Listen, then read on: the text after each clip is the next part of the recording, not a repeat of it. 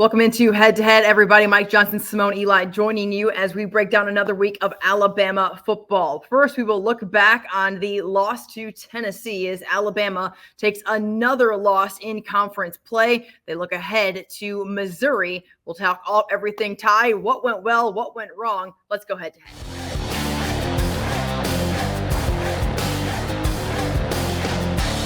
All right, everybody, let's jump right in. Mike, this was not one to remember when you think about this game in Knoxville, man. 2 years ago, this was a heartbreaking loss that ended there at the end of the game, a high-flying offense on both sides. This year, man, this is just not one of those games that are going to sit well with Alabama fans, doesn't sit well with the Alabama team. And you think about the history and you start wondering, what does the playoff picture look like? And do you hit the panic button? What do you do? What do you do, Mike? What do you think when you look back at this game? What didn't go right for Alabama against Tennessee? Well, what did go right offensively? It feels like you could ask that question, Simone. And I think when you looked at this game to start the year, everybody kind of had high expectations for what Tennessee was. And you're like, man, it's going to be a slugfest. It was a slugfest, but it's not really because both teams are good. It's because both teams really struggling to find an identity, to hit explosive plays. Obviously, Tennessee struggling to find a passing game at times. Bama struggling to find a running game at times. I think when you look back on this game, it's going to be about a missed opportunity. And Bama needs to find themselves. They need to find an identity quick. We can kind of go through and go position by position with what all went wrong. But here's what I'll say. This was the most concerning performance of the season for me. It's not the Vanderbilt loss. It's not the close call against South Carolina. Not even, going back to the South Florida game where you were really tight for, more than 3.5 quarters of that game. It was this one. This team looked as bad Saturday as I think we've seen them look all season. And when you talk about teams getting better, especially teams under first-year coordinators of trying to understand schemes, and learn on the job, we took steps back in all those categories. It just seemed like everything looked uncomfortable. Everything looked disjointed. It looked like there were communication errors. There were errors in terms of just absolutely being on the same page as your teammates. So frustrating in a number of different ways to watch this game against Tennessee over the weekend. Hats off to Tennessee for winning a big game and being able to come back. But I just kept looking for this thing to get put in drive. It just seemed like the wheels were spinning. I'm like, okay, this offense is too good to kind of be stuck in the mud like this for too long. Sure. And yet at the end of the game, they were still stuck in the mud and not able to put any points on the board.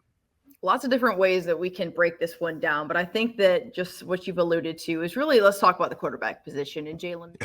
I don't even know. I don't know if he's regressed or if he played out of his mind for a little bit, and this is kind of the guy he is. I think that there were times last year where you looked at him and thought, this guy's incredible, and he's always going to be the best athlete on the field. He is an incredible athlete. I think when you look at the Georgia game last year, the first half of the Georgia game this year, a few other games sprinkled in between, it's like, man, that's the best version of Jalen Milroe. That's the Heisman candidate, Jalen Milroe. And then there's also games where you've looked and it's just kind of been like, I don't know what he's doing. He kind of disappears in the run game. And I think Kalen DeBoer has alluded to a couple of different things. And I think, Kalen DeBoer comes out and says, hey, don't give up on these guys.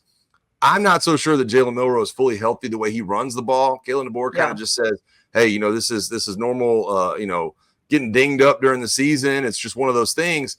But the way they're calling plays right now leads me to believe that maybe they don't like him in the run game as much and want to kind of hold that back. This is a guy who was built to run the football. Let's not get it wrong. Run first, Jalen Milroe, and then pass. And I think a lot of people wondered, Simone, when you get Kalen DeBoer coming down from Washington and the amount they threw the ball with Michael Penix, it's like, how can they kind of conform this offense? And they really did that through the first 3 games. They're running quarterback counter and all these read options, and everybody's getting downhill, and they're running the football. And then after the Georgia game, or really in the second half of the Georgia game, all of a sudden he's throwing it. All of a sudden it's air raid. All of a sudden you're really relying on Ryan Williams, and he just doesn't look comfortable in that role. He doesn't look comfortable as this, Gardner Minshew, Mike Leach offense kind of guy. He needs to be able to run the football. I don't know what his health is. I don't want to question that, but he definitely doesn't look comfortable. He's regressed back to the mean a little bit, I think, as a passer. And I think this entire offensive unit needs a little bit of a reset to just kind of go back and say, okay, what do we do well? Let's continue to build upon that. And some of the things we're not doing well right now, let's get rid of them. But I think this is at every level. I think this is absolutely Nick Sheridan. I think there is, some of the fault definitely on the players of just getting simply beat at times. But it all comes back to Jalen Milroe because he's the quarterback. He just doesn't look comfortable. That's the best way I can think to put it. And I think Alabama fans saw that on Saturday. Yeah, Alabama, I mean, if you really look at just the last week and a half, 2 weeks, I mean, they're only a play or two away from being a 3 straight loss Alabama team. And I don't even know when that happened. Not since I've probably covered the team over the last decade. I was probably there. If I had to, I was probably there. It's okay. But for real, I was probably there, but it's all right. Mike, I want to ask about penalties because that was also a huge issue. And you look at the end of game there. That one was just a glaring one when you think about opportunities missed. But this is, I mean, we know that there's plays all throughout the game, 60 minutes worth of plays that have to go right to win a football game. And there only takes 1 or 2 to go wrong for it to possibly cost you a chance. But when you look at, I think 15 penalties, 150 some yards or something that unprecedented. And I mean, it was nonstop. That yellow flag was out there. What were your thoughts on that? And are those correctable errors? I think your answer, at least to some, would be yes. Well, it has to be. Can't continue to go at that pace. And I think that's probably the message in the locker room right now. And you did. I think crowd noise definitely affected this game. There's no doubt about that. Yeah. I think obviously you're going on the silent cadence offensively. Jalen Milroe even dropped a snap that was right in his hands. I think the offensive line had a hard time hearing, and that was very, very clear early on in the game. But that's not an excuse. I think that's just one of the things about college football in the SEC. And maybe that is one thing that you look at Kalen DeBoer and you go, okay, he's played in some loud environments. Maybe, maybe just didn't expect this. Maybe these guys weren't prepared enough for this, but it's got to be corrected. I didn't see a ton of, I'm going to call them hard counts, but you're not verbalizing anything from the quarterback position. You're head bobbing or clapping, whatever else they're going to do as part of the snap mechanism. It seemed like they had it timed up pretty good on the Tennessee side of the ball. And I think that caused our offensive line some struggles throughout the game as well. So, there's definitely some penalty things that belong to it.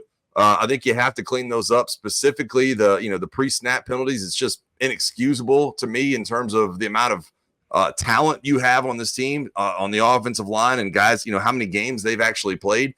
But it's a tough environment, and so that's going to come with the territory a lot of times. That's up to guys like Jalen Milroe, to be able to get that kind of situated and make sure that doesn't get out of hand during these games. As we look ahead, Mike, before we really start to talk about this Missouri game, it's going to be pretty much a top 20 matchup. Missouri's there in at 21 when it comes to national rankings. They're 6-1 on the year, just beat Auburn last week. It's a 2:30 kickoff in Tuscaloosa. Mike, I know that it's hard to predict what the playoff picture is going to look like because, again, in this year of unprecedented, never seen it before, the playoff is one of those as well. The SEC is different than it's ever been. Now we have more teams in the playoff. I think everyone thought coming into the year Alabama's going to be a shoo-in to be in the playoffs because anytime they haven't been in the playoffs, they were still in the top 6. They're right there, just right outside the top 4. And so surely they're going to be a playoff team, right? Well, now 2 losses and a lot of football to be played. I mean, we're nowhere near the end of this thing. So I'm not expecting you to sit here and tell me exactly what you think, but is there a chance that Alabama is the 3rd best team, let's put it like that, in the SEC this year to be in the playoffs? Because you got to think if they're not one of the teams in the actual game at the end of the year, will they get an at-large bid as one of the better teams in the SEC? And right now, I kind of think they're one of the teams on the outside looking in.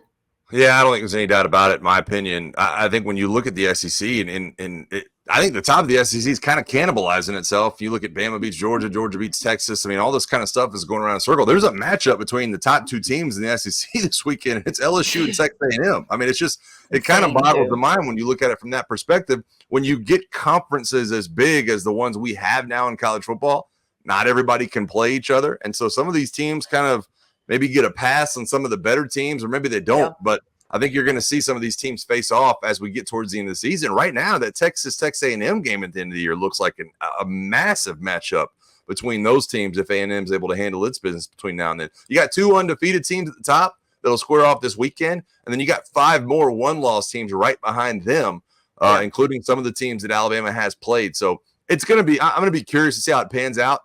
I'll be honest, and not to go full Saban mode or just coach speak, I'm just worried about Missouri right now. Right? I mean, you're fair. Yeah, no, any Alabama fan that's looking at it going, well, playoff this, playoff that.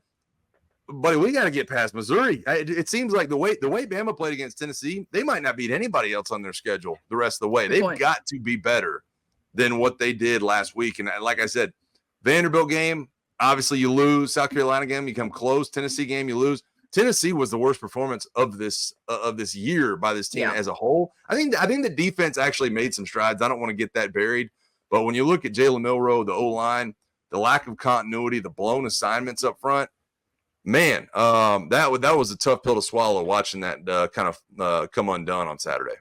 Yeah, let's look ahead to Missouri. You're right. I think that it's easy to start thinking about what December looks like and is there an opportunity there? But at the end of the day, there definitely is an opportunity if you don't take care of Saturday. And this is a Missouri team that is 6-1 on the year that kind of was able to pull away a win against Auburn at home last week in a game that Auburn certainly had a chance to win as well.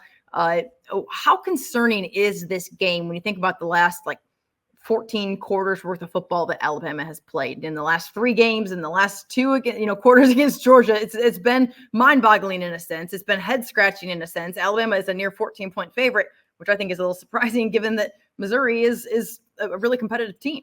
They have good players. And I think operationally right now, I don't think they're on the level of what I thought Vanderbilt was against us. I think Vanderbilt operates at a very high level and doesn't shoot itself in the foot very much offensively. Missouri's not quite there, but they're not shooting themselves in the foot the way Alabama is right now. I think that they have obviously playmakers, Noel in the backfield. Luther Burden's probably going to be the 2nd or 3rd wide receiver taken off the board in the NFL draft in this spring. So there are guys that can absolutely light you up and be home run threats. It's a game, frankly, Simone, that I think Bama would have matched up well against, 2, 3, 4 years ago because you can get penetration in the backfield. You can stop some of the stretch zone plays. But I don't know how well they match up with them right now. And I think it's going to be a tough task because we've seen that what speed can do and miscommunication can do. And I think Missouri is definitely going to try to take advantage of Alabama's defense in some of these situations with the speed and really dynamic athleticism they have at all levels of this offense. Before we make predictions, I do want to touch on the defense because we talked a lot about the offense off the top of the show. But what is your message if you're Kane Womack, if you're Kalen DeBoer in the locker room? What are you looking at in terms of where you can maybe point to as an issue or somewhere you can improve or dial things in a little bit as you go into week 9 of the season and hope to see, I guess, kind of the defensive attack that we were able to see early on in this year? Well, I think first and foremost, you talk about the Keon Sabb injury. I think it's a huge thing. They're dealing with a lot of injuries in the back end right now. I think you really started to see that play out in the game against Tennessee. Tennessee kind of smelled blood in the water. I think there were at least 5 deep balls that were overthrown from Nico Iamaleava that could have connected on. And I think that's just a matter of plugging the next man up, throughout the week and getting those reps and making sure the communication is there. But I definitely think that they played better. I think they played really well up front, to be honest with you. The defensive line, maybe for the first time this year, was actually able to detach from the offensive line of Tennessee in the interior and actually make plays up front and make tackles. They did a good job at times of clogging gaps, allowing the linebackers to roam, but really one-on-one blocking situations, I thought they played as well as they have all year and took those guys to task. I think the linebackers showed a little bit of more physicality in the run game and really an ability to play in space as well. So I think that there were coverage busts on the back end, but other than that, they tackled decently well. We knew that the run game for Tennessee was going to be an issue, and it absolutely was. But I think a lot of that still comes down to secondary communication and things like that, being out of position. With the injuries you have, I think the message straight up right now is next man up. Let's get in there and let's get our hands dirty and let's get prepared for this offense from Missouri. Well, let's give our predictions on this one. It'll be a 2:30 kickoff in Tuscaloosa, Bryant-Denny Stadium. You got to imagine that Missouri smells blood in the water a little bit. They're licking their chops to attack an Alabama team that's kind of down, not quite out necessarily, but it's down for sure, losing 2 of the last 3. Mike, I think I mentioned it's a 13.5 point. Alabama's a 13.5 point favorite. What do you like about this one score-wise, and do you think that Bama gets back in the winning column? I do think they get back in the winning column, and honestly, I'll be interested to see how this turns out because Vegas kind of caught me off guard. I didn't expect there to be a spread this big, which a lot of times when that happens, I think to myself as maybe a little bit of a gambler that I'm like, okay, Vegas sees something that I don't. Right? You look at it and you go, man, this is going to be a tight one. And then Vegas comes out with a spread that big, and you go, oh, wow. Okay, so maybe they see something I don't. Sure. No, I think first and foremost, you got to get penetration up front defensively. And, they're going to try to run kind of the stretch zone plays where a lot of times running backs are going sideline to sideline. And then as soon as you get kind of used to that and you're getting penetration and you're stopping things, then they hit you with like a gap scheme play where there's a pull and guard and a kick out block and they're downhill and they're hitting their head off the goalpost. I think you have to be disruptive up front in the front seven for Alabama this week. None of that will matter, though, if this offense does not kind of all get back on the same page. So when you look back at Tennessee, there's times where there's offensive linemen running into each other. There are times when I don't think Jalen Milroe knew who the read was in some of the read plays. I keep going back to this Bama team needs to try to run it. I've mentioned patience out of the play calling. You said that. I don't know. I think you were probably more patient than you've been last week in play calling, and it didn't pay off. So, now you for me, I got an egg on my face because I'm like, well, they didn't block well. So there's just so many different things that come into this. This guy misses a block. That guy misses a throw. This guy sees the wrong read. This guy heard the wrong cadence. You drop the snap. First of all, and let me go back to this real quick. Stop forcing the ball to Ryan Williams. He had 20 targets last week. 20. I have not seen anybody all college season or in the NFL this year have 20 targets like they did to Ryan Williams. I think he only caught 7 of those. So we got to stop forcing that. Jeremy Bernard right now is one of your top 3 offensive players. Continue to get him involved and run this ball downfield, upfield right now. Gap scheme, A gap, downfield, right? And hit that thing, run and be patient with that. So, look, I don't know what to expect out of Bama offensively. It can't be as bad as it was last week because I have not seen them play like that in quite some time. And I'm talking about probably all the way back to South Florida of last year since I've seen this offense look that anemic. So I'm looking for a little bit of a bounce back week off that. I think that a lot of these guys, Jalen Milroe is the best athlete on the field. I think they kind of put that in their back pocket and say, you know what, man, I'm gonna do what I need to do to make this offense successful. I'm not gonna worry about that, worry about this, worry about touch and this, that. Let me run the ball downfield, break a couple of tackles and get this thing in the end zone. Give me something very simple along the lines of like Bama 28, Missouri 17. I think the number is still too big from Vegas. My heart is saying that, hey, this is going to be a tight one. Vegas is telling me, hey, this is a big spread. I think 28-17 is where I'm going to finish on. But I will say they are extremely efficient offensively. They're different when Brady Cook is a part of this offense. I think they're probably going to hit some explosives on you if Bama's defense isn't careful. But in the end, possess the ball, run the ball, do what you need to with Jalen Milroe in the backfield. Take a look at yourself offensively, do your job up front, and hopefully Alabama can pull away in the end. Yeah, I like it, Mike. All good points. I like 24-17 Alabama. I think there's going to be uncomfortable moments, I think, at Bryant-Denny Stadium. It has not looked ideal for a minute. I think that's the new normal, Simone. I think uncomfortable just might be the new normal for now. Yeah, and that's not a fun way for Bama fans. It's not familiar. It's not fun. It is the reality, and I think that you hope and kind of cross your fingers that things get back on track, at least as far as a win. At the end of the day, a win is a win, regardless of what it looks like. And these losses are costly when it comes to the playoff scenario and what that could look like here in about a month or 2. So Mike, can't believe we're already entering week 9 of the season, October, Halloween. We'll be talking about Halloween next week as we look ahead to some fun trick-or-treating. We both have young kids, so it's always a fun time of year. And Nick Saban's birthday too. Not that I forgot about that. Yeah, my kids are going as minions. I don't know what yours mine both want to be minions right now. We have 2 costumes. Minions is one of them. So we have the party we're going to. We're a minion, and then we have Mike Wazowski. And so he's a favorite in my house too. I know. Monsters Inc. Listen, man, we should all just go trick or treating together. Be a little reprieve from the stress of college football. Seriously, we need it. All right, y'all. We will. We'll see you next week. This one, Missouri at Alabama, 2:30 kickoff there in Tuscaloosa. Looking forward to it, and we will be with you next week as we look ahead to week 10. Brought to you by Alabama Beef Farmers and Ranchers.